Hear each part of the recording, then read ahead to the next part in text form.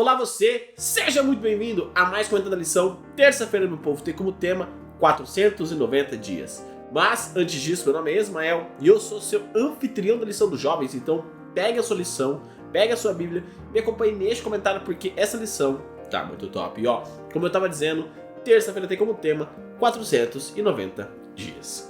Hoje nós vamos dar sequência naquilo que nós conversamos ontem. Então se você perdeu o comentário de ontem, eu recomendo muito que você veja o comentário de ontem, porque é uma sequência direta. Essa semana todos os vídeos estão linkados um com o outro, então é importante que você tenha visto o vídeo passado para você entender o vídeo de agora. Então tô deixando um card aqui em cima, você pode ir lá, assiste o vídeo de ontem, aí você volta para o vídeo de hoje, filha. Então, dando sequência no que nós conversamos ontem nós vimos um pouco mais sobre a profecia das 2.300 tardes e manhãs.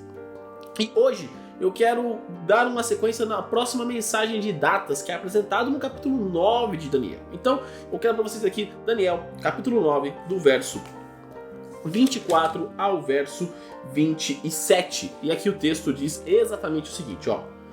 70 semanas estão determinadas sobre o teu povo e sobre a tua santa cidade para fazer cessar a transgressão, para dar fim aos pecados, para expiar a iniquidade, para trazer a justiça eterna, para selar a visão e a profecia e para ungir o santo dos santos. Sabe e entende, desde a saída da ordem para restaurar e edificar Jerusalém, até ao ungido, ao príncipe, 7 semanas e 62 semanas.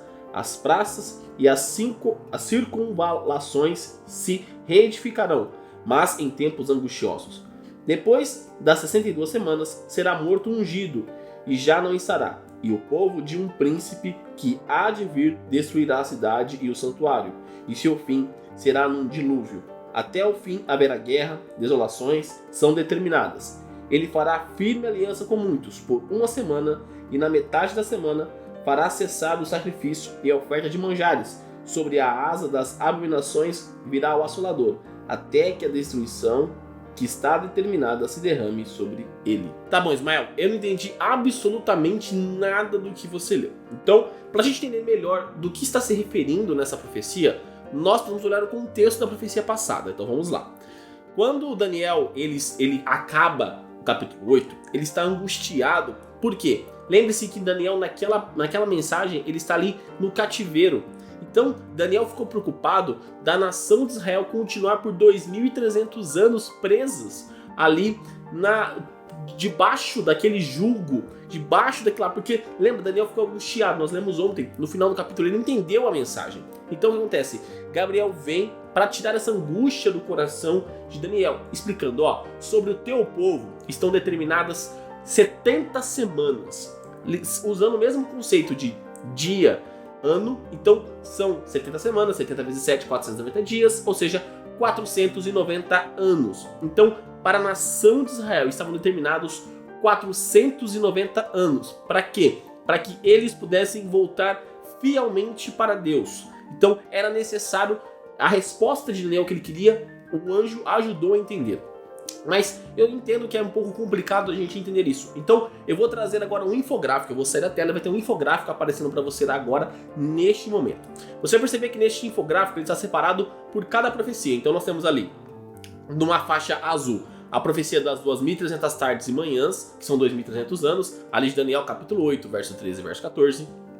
Logo acima, numa faixa um pouco mais roxa, nós temos a profecia das 70 semanas, dos 490 anos, de Daniel, capítulo 9, do verso 24 ao verso 27, que nós lemos hoje. E você pode perceber que esta mesma profecia, ela está separada por datas. Então, nós temos ali o começo da profecia, que é iniciada lá em 457 a.C., que é a ordem de Artaxerxes para a reconstrução de Jerusalém, tá bom? Então esta ordem foi dada em 457 a.C.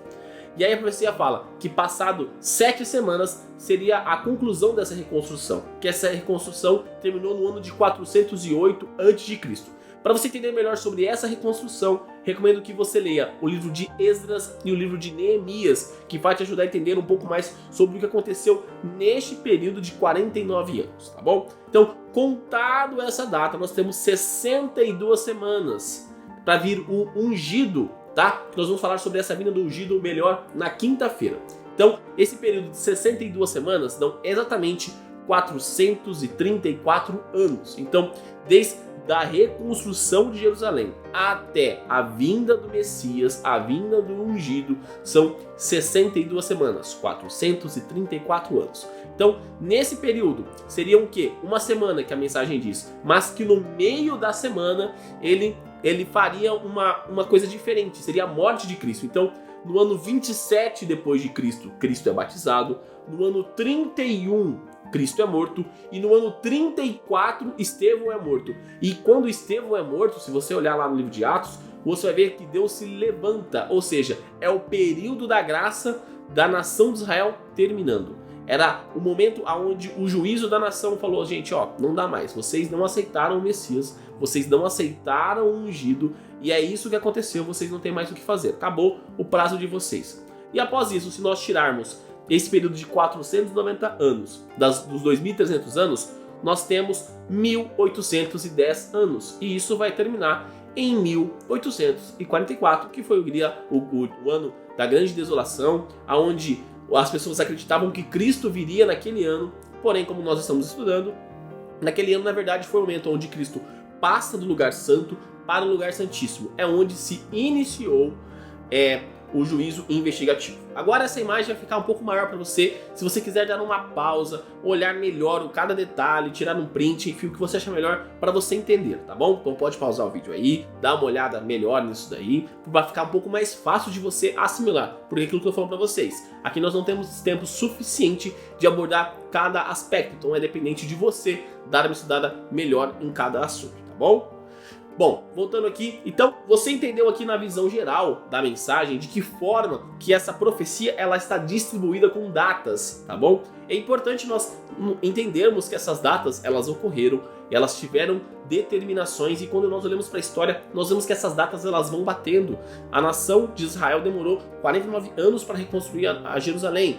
Cristo veio no ano 27 depois de Cristo e em 3 anos e meio ele morreu. Ou seja, ele viria por uma semana, mas no meio da semana ocorre o fim do sacrifício dos manjares que eram feitos ali no templo, porque Cristo foi o sacrifício perfeito, o Cordeiro de Deus que tira o pecado do mundo.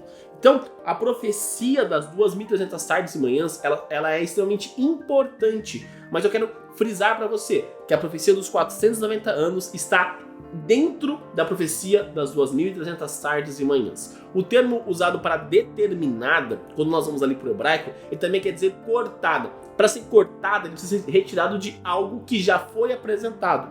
E a única profecia que nós temos apresentado antes, onde Daniel estava angustiado, é a profecia das 2.300 tardes e manhãs. Então, dessa profecia é retirado os 490 anos. Por isso que nós fizemos aquele gráfico e entendemos melhor tudo o que aconteceu.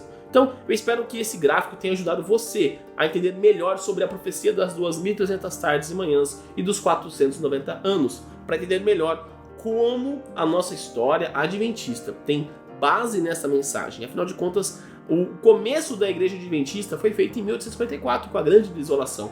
Não a igreja firmada como nós conhecemos hoje.